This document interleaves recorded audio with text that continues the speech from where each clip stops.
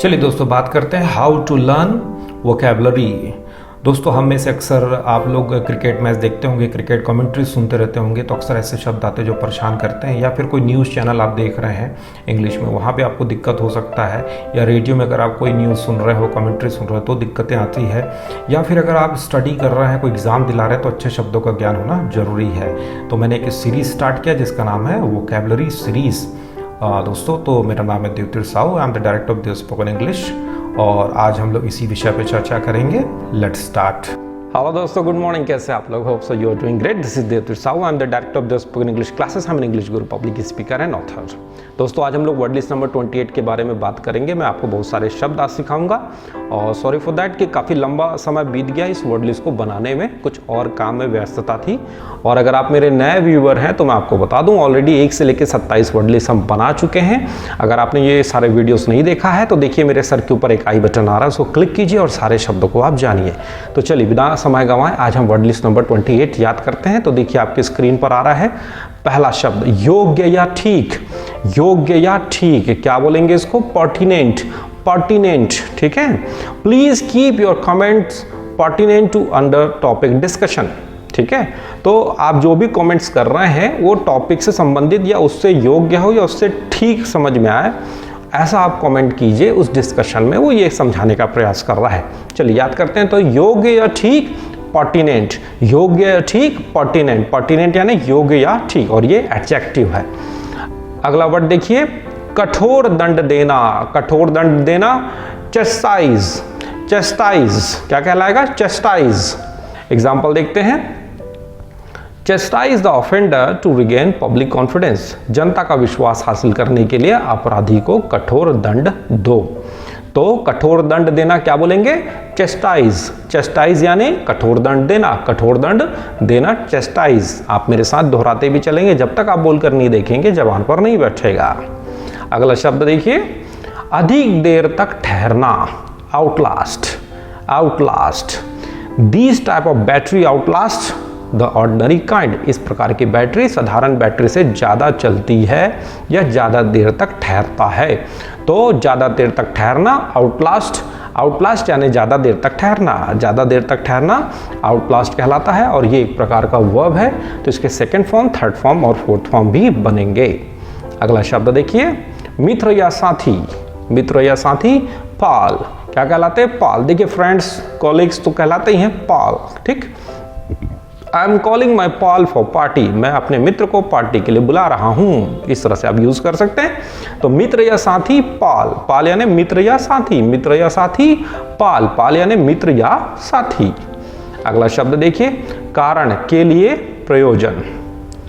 सेक, ठीक है ना। अक्सर बोलते हैं ना, for God sake please go away. भगवान के लिए कृपया यहां से जाएं। तो कारण या के लिए या प्रयोजन सेक कहलाता है। सेक यानी कारण के लिए या प्रयोजन, ठीक है। चलिए अगला वर्ड देखते हैं, बेबुनियाद, अथल, ठीक है ना। अथा मतलब वर्ड देखेंगे तो आपको समझ में आएगा। बॉटमलेस। बॉटमलेस मतलब जिसका बॉटम है ही नहीं। अथल, अथा है। या फिर बेबुनियाद भी अपन बोलते हैं। जैसे अक्सर बोलते हैं ना, क्या बॉटमलेस एग्जाम्पल दे रहे हो, बॉटमलेस बात कर रहे हो। एग्जाम्पल देखिए, अब बॉटमलेस सप्लाई ऑफ मनी, पैसे की अथा आपूर्ति, मतलब कोई छोरी नहीं है, इतना आपूर्ति पैसा। अथा, अतल मतलब जिसका तल ही ना मिले। या फिर बेबुनियाद, ठीक है ना। बॉटमलेस मतलब बिना पेंदे का।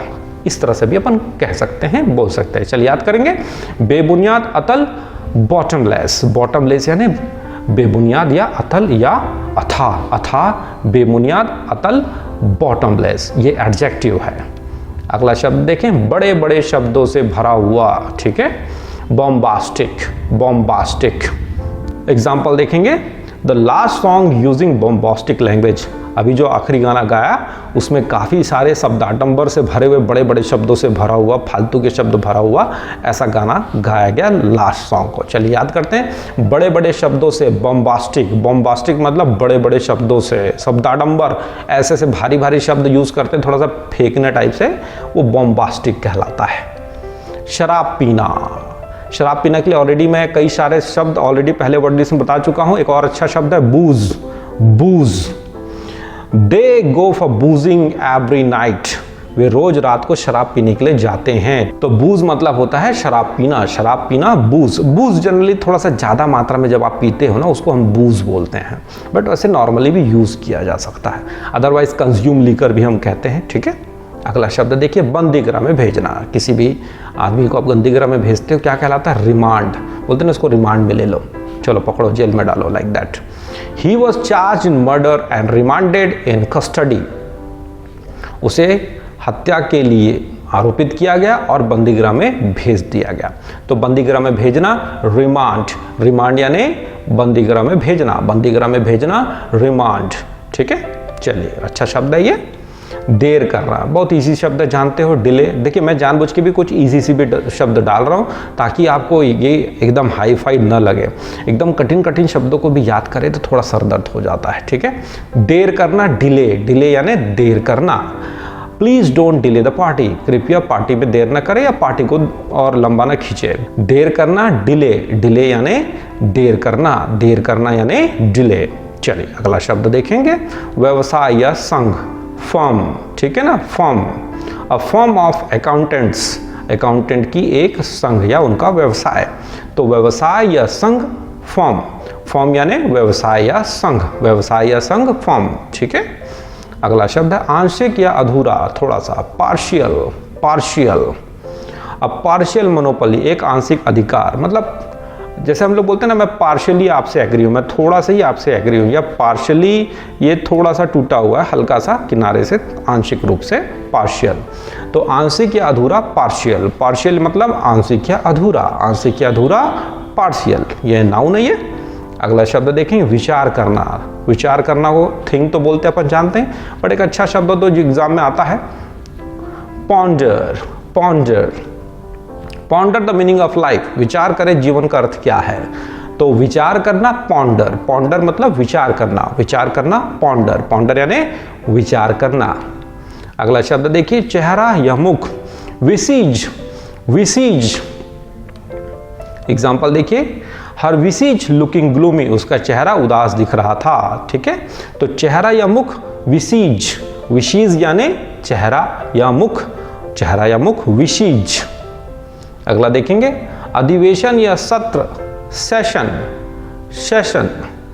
The court is now in next session, अदालत अब अगले सत्र में है। तो अधिवेशन या सत्र, सेशन कहलाता है, सेशन यानी अधिवेशन या सत्र, ठीक है।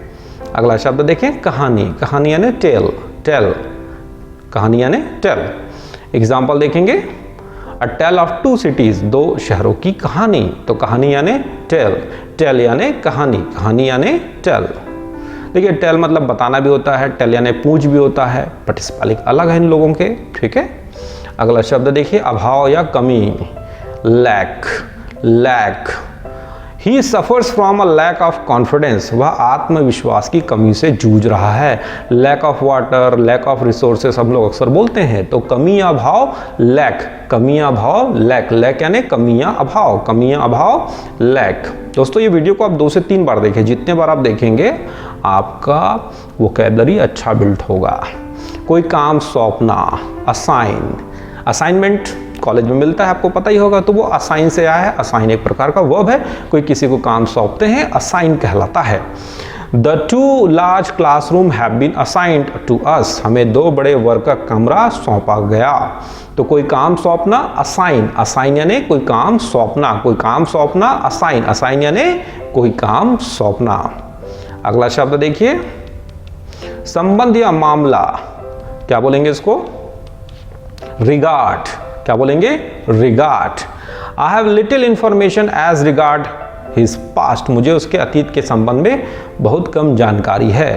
तो मैं इस रिगार्ड बात करना चाहता हूँ, इस मामले से संबंधित बात करना चाहता हूँ, हम लोग रिगार्ड बोलते हैं। तो संबंध या मामला, रिगार्ड, रिगार्ड यानी संबंध या मामला, संबंध या मामला, रिगार्ड कहलाएगा। नेक्स्ट शब्द देखते हैं, जरूरत से ज्यादा, जरूरत से ज्यादा, excess, excess. He started drinking excess after losing his mother, वह माँ को खोने के बाद अधिक पीना शुरू कर दिया। तो एक्सेस मतलब जरूरत से ज्यादा, तो जरूरत से ज्यादा एक्सेस, एक्सेस यानी जरूरत से ज्यादा, जरूरत से ज्यादा एक्सेस कहलाता है। अगला शब्द है खनिज, मिनरल, ठीक है।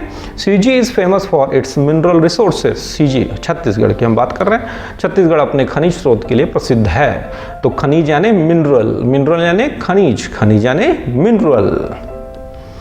टुकड़े टुकड़े करना, मैंगल, टुकड़े टुकड़े करना, mangle. He had an accident and his bike was totally mangled. उसका एक्सीडेंट हो गया और उसकी बाइक पूरी तरह से टुकड़े टुकड़े हो गई। तो मैंगल यानी टुकड़े टुकड़े करना, वो टुकड़े टुकड़े गैंग नहीं है ना, टुकड़े टुकड़े करना, मैंगल यानी टुकड़े टुकड़े करना।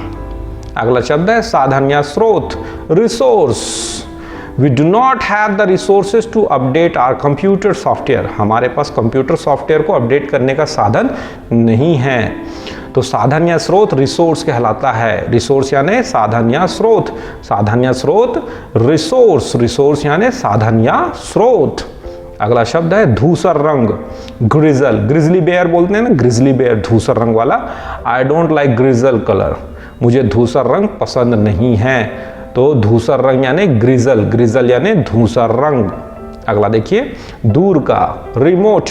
ये रिमोट जैसे ये भी एक प्रकार का रिमोट है, हम इसको यूज करते हैं ताकि दूर से उस चीजों को किया जा सके। The farm house is remote from any other building. Farm house किसी अन्य इमारत से कोसों दूर है या बहुत दूर है। बोलते हैं ना रिमोट एरिया, एकदम दूरस्थ इलाकों में आप जा रहे हो, रिमोट एरिया में उसको फेंक दिया गया। दूर का, रिमोट यानी दूर का यानी रिमोट। अगला शब्द है दस्तकार, शिल्पकार, craftsman. It's clearly the work of a master craftsman. यह स्पष्ट रूप से एक मास्टर शिल्पकार का काम है।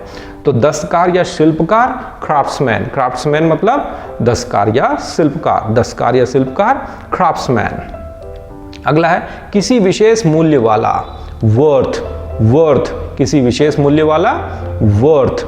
The idea is well worth considering. विचार अच्छी तरह से विचार करने लायक है या मतलब का है, वैल्यूबल है। किसी विशेष मूल्य वाला, वर्थ यानी किसी विशेष मूल्य वाला, वर्थ। तो दोस्तों ये था वर्ड लिस्ट नंबर 28। अब इसकी प्रैक्टिस के लिए आप मेरा एप्लीकेशन डाउनलोड कीजिए, लर्न इंग्लिश विथ हिंदी।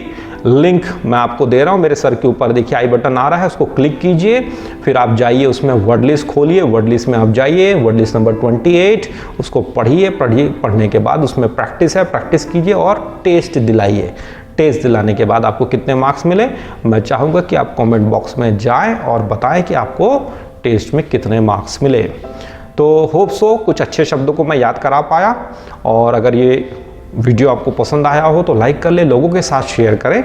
नए व्यूवर्स हैं तो चैनल को सब्सक्राइब करना ना भूलें, साथ में बेल आइकॉन भी दबा दें जिससे टाइम से आपको नोटिफिकेशन मिलता रहे। Thank you for watching this video. Have a great day.